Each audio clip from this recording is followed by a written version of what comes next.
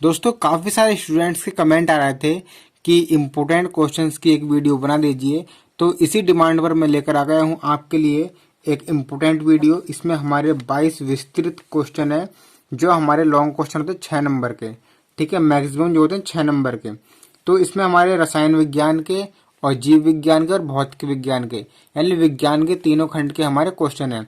तो 4 क्वेश्चन हमारे जो है रसायन विज्ञान से लिए हमने और 10 क्वेश्चन जो हैं वो बायोलॉजी से लिए हैं और हमने फिजिक्स के लिए हैं 8 क्वेश्चन।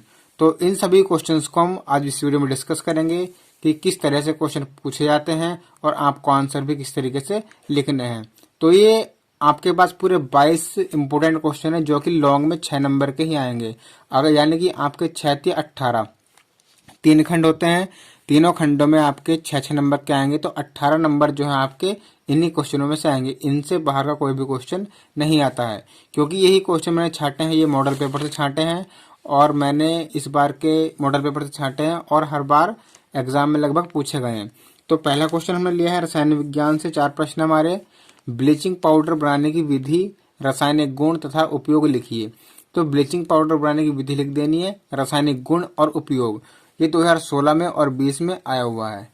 तो ये हमारे 6 नंबर का इंपोर्टेंट क्वेश्चन है, इसको आप कर लेना।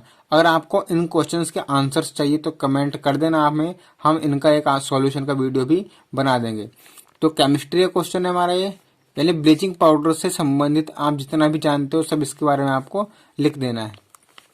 दूसरा क्वेश्चन है प्लास्टर ऑफ पेरिस को बनाने की विधि का रासायनिक समीकरण लिखिए तथा उपयोग भी लिखिए। तो पीओपी जिसको बोलते हो प्लास्टर ऑफ पेरिस, इसको बनाने की विधि का रासायनिक समीकरण और इसके उपयोग, यानी कि आपको प्लास्टर ऑफ पेरिस से जितने भी संबंधित हमारे इंपोर्टेंट टॉपिक से सब आपको पढ़ने हैं। तो 2018, 19 और 20 में आया हुआ है। फिर तीसरा क्वेश्चन हमने लिया है साबुनीकरण की क्रिया को समझाएं। साबुनीकरण की क्रिया को रासायनिक समीकरण देते हुए समझाइए। साबुनों में विभेद करो, अच्छे साबुन की 4 विशेषताएं बताइए तथा साबुन की मिसेल अवधारणा के आधार पर सफाई प्रक्रिया समझाइए। तो 2018 में, 19 में और 20 में 3 बार आया हुआ है। काफी इंपोर्टेंट क्वेश्चन तीसरा।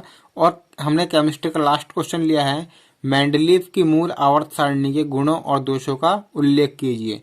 2011 में, 12, 13, 16, 17 और 20 में आया हुआ है। तो मेंडलीव की जो मूल आवर्त सारणी है उसके आपको गुण यानी उसके क्या क्या फायदे हैं और दोष, ठीक है, उनका उल्लेख करना है। तो 4 क्वेश्चन हमारे रासायनिक विज्ञान के थे। अब आती बात जीव विज्ञान की।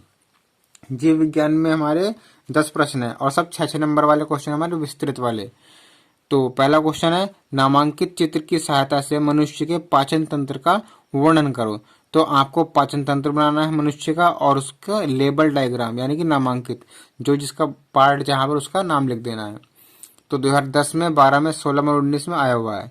दूसरा क्वेश्चन हमने लिया है मानव हृदय की आंतरिक संरचना तथा क्रियाविधि का वर्णन करो। तो आपको मानव हृदय की आंतरिक संरचना का चित्र बनाना है और उसकी क्रियाविधि का वर्णन करना है। 11, 12, 15, 16, 17, 18, 19 और 20 हर बार आया हुआ है, तो इस बार के लिए भी इम्पोर्टेंट है। तीसरा क्वेश्चन हमने लिया है उत्सर्जन किसे कहते हैं।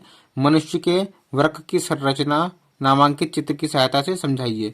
तो आपको उत्सर्जन की परिभाषा लिख देनी है और मनुष्य के वृक्क की संरचना चित्र सहित उनके चित्र का नाम भी लिखना है कि कौन सा भाग का नाम क्या है, इसकी सहायता समझाना है।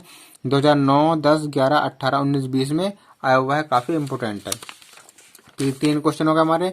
चौथा क्वेश्चन हमने लिया है मानव पाचन तंत्र का नामांकित चित्र बनाइए और पाचन क्रिया का वर्णन कीजिए। तो आपको मानव पाचन तंत्र का नामांकित चित्र बनाना है और पाचन क्रिया का वर्णन करना है। 2011, 13, 17, 19 और 20 में आया हुआ है, काफी इंपोर्टेंट है। 5वां क्वेश्चन हमने लिया है प्रकाश संश्लेषण किसे कहते हैं और प्रकाश संश्लेषण क्रियाविधि का वर्णन भी करना है। अगर आपको क्वेश्चन में लॉन्ग क्वेश्चन 6 नंबर का आता है और उसमें आपके चित्र की चर्चा ना हो तो आपको चित्र उसमें फिर भी बनाना है, क्योंकि 6 नंबर जो है वो चित्र सहित होते हैं। 2008, 11, 15, 16 और 20 में आया हुआ है। फिर अगला इंपोर्टेंट क्वेश्चन हमारा क्वेश्चन नंबर 6 वाष्पोत्सर्जन किसे कहते हैं। पर्णरंध्र की संरचना तथा इसके कार्य का वर्णन करो। तो वाष्पोत्सर्जन की परिभाषा और पर्णरंध्र का चित्र आपको बनाना है और कार्य का वर्णन करना है। 2013, 14, 15, 16, 18, 19 और 20 में ये आया हुआ है। फिर 7वां क्वेश्चन हमारा है बायोलॉजी से जनसंख्या वृद्धि के कारण होने वाली हानि तथा जनसंख्या वृद्धि रोकने के लिए किए गए उपायों का वर्णन कीजिए। तो जनसंख्या वृद्धि के कारण लिखने हैं आपको, उसके हानि, ठीक है, और उसके उपाय का वर्णन भी करना है। तो 2008, 12, 14, 15, 17, 19 में आया हुआ है, 21 के लिए भी इम्पोर्टेंट है। अगला क्वेश्चन हमने लिया है कायिक प्रवर्धन किसे कहते हैं, इसकी विधियों का उदाहरण सहित वर्णन करो। तो कायिक प्रवर्धन की आपको परिभाषा लिख देनी है। इसको हम कायिक जनन भी बोलते हैं, और इसकी विधि जितनी भी है उनको उदाहरण सहित और चित्र सहित आपको दर्शाना है। 2012, 13, 14, 15, 17, 18 और 20 में यह आया हुआ है। नवा क्वेश्चन है, ये काफी सारे इंपॉर्टेंट क्वेश्चन है जो बोर्ड में आए हुए हैं। तो मेंडल के आनुवंशिकता के नियमों का उदाहरण सहित वर्णन करना है आपको। मेंडल ने जो आनुवंशिकता के नियम दिए थे उसका उदाहरण सहित वर्णन और चित्र सहित 11, 12, 14, 15, 17, 18, 19 और 20 में ये आया हुआ है। 10वां क्वेश्चन हमारा जैव विकास क्या है, डार्विन के विचारों का उदाहरण सहित वर्णन करना है। तो पहले तो आपको जैव विकास की परिभाषा लिख देनी है, उसके बाद डार्विन के विचार जो थे उनका उदाहरण सहित वर्णन कर देना है। 2011, 12, 14, 16, 18, 19 और 20 में आया हुआ है। तो उसके बाद हमारे 10 क्वेश्चन हो गए बायो के और 4 केमिस्ट्री के हो गए। अब 8 क्वेश्चन हमने लिए हैं भौतिक विज्ञान से, फिजिक्स से। ठीक, तो पहला क्वेश्चन हमारा, एक उत्तल लेंस के सामने एक वस्तु प्रकाशिक केंद्र तथा फोकस के मध्य, यानी कि 3 भाग हैं इसमें 6 नंबर में। एक उत्तल लेंस के सामने एक वस्तु है प्रकाशिक केंद्र तथा फोकस के मध्य में, दूसरा 2F पर और तीसरा अनंत पर रखी है। तो तीनों के लिए आपको इन स्थितियों में किरण आरेख खींचकर प्रतिबिंब का बनना दर्शाना है। 6 नंबर में आएगा। 2016, 17, 18, 19 में आया हुआ है। इसके बाद हमारा दूसरा क्वेश्चन है अगला। दूसरा क्वेश्चन हमारा निकट दृष्टि दोष किसे कहते हैं। तो आपको पता है ये हमारा मानव नेत्र का क्वेश्चन है। निकट दृष्टि दोष किसे कहते हैं, इसकी परिभाषा लिखनी है। इस दोष का निवारण लिखना है, किस प्रकार किया जाता है, यानी इसको किस प्रकार से हम सुधार सकते हैं, किरण आरेख द्वारा समझाइए, यानी चित्र आपको इसका बनाना है, लेंस लगाना है, प्रॉपर लेंस कौन सा लगता है। और 2012 में, 14 में, 17, 18, 19, 20 में आया हुआ इंपोर्टेंट क्वेश्चन है।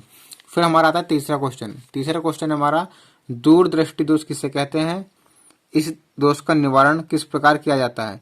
तो आपको दूरदृष्टि दोष की परिभाषा लिखनी है और फिर उस दोष का निवारण किस प्रकार किया जाता है इसका उपाय लिखना है और किरण आरेख द्वारा समझाना है, यानी चित्र बनाकर आपको समझाना है प्रॉपर लेंस के जरिए।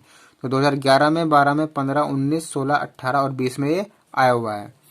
चौथा क्वेश्चन है वर्ण विक्षेपण से क्या तात्पर्य है और प्रिज्म द्वारा श्वेत प्रकाश के वर्ण विक्षेपण का कारण समझाना है। तो किस रंग के प्रकाश का वर्णन सबसे अधिक होता है। तो ये हमारा 2011, 16, 17, 18, 19, 20 है। 3 पार्ट है इस क्वेश्चन में, 3 आपको करने हैं, तभी आपको 6 नंबर पूरे मिलेंगे। 5वां क्वेश्चन हमारा है ओम का नियम क्या है, मोस्ट इंपोर्टेंट क्वेश्चन, ये बहुत बार आता है। ओम का नियम क्या है, इसकी परिभाषा लिखनी है V/IR वाली। इसके सत्यापन के लिए आवश्यक परिपथ आरेख बनाते हुए धारा व विभव के बीच आरेख दिखाना है, आपको ग्राफ बनाना है। 2016 में, 19 में, 18 में और 20 में ये आया हुआ है। इसके बाद बहुत इंपॉर्टेंट है, हर साल आता है लगभग। 6ठा क्वेश्चन हमने लिया है विद्युत मोटर क्या है, इसका सिद्धांत, संरचना एवं कार्यविधि का सचित्र वर्णन कीजिए। तो आपको विद्युत मोटर के बारे में जितना भी पता है चित्र सहित आपको लिख देना है, उसका सिद्धांत भी, संरचना भी और कार्यविधि भी। 2011 में, 13 में, 15, 16, 19, 20 में ये आ चुका है।